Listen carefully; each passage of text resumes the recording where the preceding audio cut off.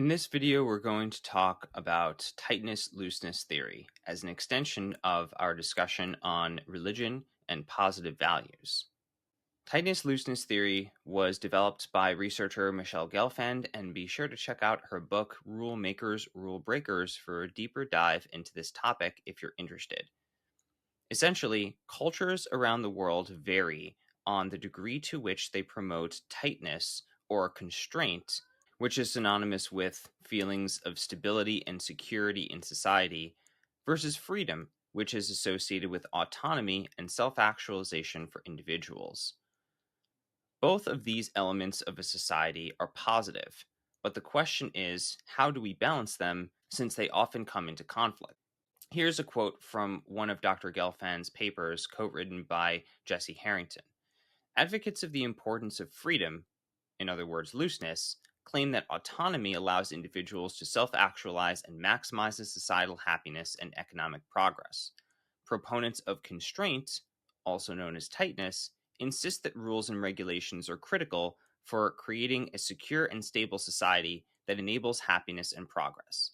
The age-old question remains: does evidence favor freedom over constraint for societal well-being, or vice versa? We argue that neither position is correct. Rather, both excessive freedom and excessive constraint are costly to societal well-being. Loose societies have weak social norms, are permissive, and have high tolerance for deviant behavior. Tight societies have strong social norms, are restrictive, and have a low tolerance for deviance. In one of their seminal papers, the researchers in this lab asked individuals in nations around the world to report their agreement and disagreement to questions such as whether there are many social norms that people are supposed to abide by in their country, whether there are clear expectations for how people should act in most situations, whether people have a great deal of freedom in deciding how they can act, whether one will be disapproved of if one acts in an inappropriate way, and whether people almost always comply with social norms. They also examined legal limits on freedom, such as how many things are legal or illegal to do in the society, and how are criminals punished. And it's important to note the degree of punishment is correlated with tightness, because the same things could be illegal in many societies around the world, but punishments vary in terms of their severity. For example, in Malaysia, possession of cannabis can land you in jail for up to 5 years, and in the Philippines, if you're caught growing marijuana, you're looking at anything from life imprisonment to the death penalty. Researchers found very loose societies included countries like Ukraine, Estonia, Hungary, Brazil, and Venezuela. Very tight societies include India, Pakistan, Malaysia, and Turkey. And in the middle ground, we have countries like France, Italy, Great Britain, and the USA. Overall, the researchers found that, as they predicted, there is a sweet spot or a middle ground, often referred to as a Goldilocks phenomenon, with regards to tightness looseness. So on this graph, we have tightness score on the x-axis and happiness on the y-axis. So this is just asking people in these countries around the world how satisfied they are with their life, or how much positive emotion they have, or how happy they feel.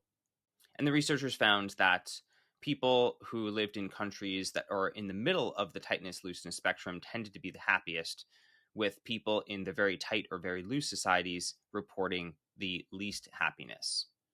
And here we have more results. This is the presence of dysthymia, which is synonymous with depression or distress. Here is a graph of the suicide rates in these countries. Here is life expectancy, an indicator of physical health. Here's cardio and diabetes death rate. Here's GDP per capita, so economic productivity, and the composite score for all the variables together. The results are clear. There is a middle ground between extreme tightness and extreme looseness that appears to be optimal for societal health and well-being. And in general, in any society, it is beneficial to have some people advocating for each of these two ways of thinking. In other words, to have some people who are promoting tightness and some people who are promoting looseness. Dr. Gelfand uses the analogy of the Muppets, where some of them are described as order Muppets and some as chaos Muppets. The order Muppets prefer conscientiousness, and the chaos Muppets prefer creativity and looseness.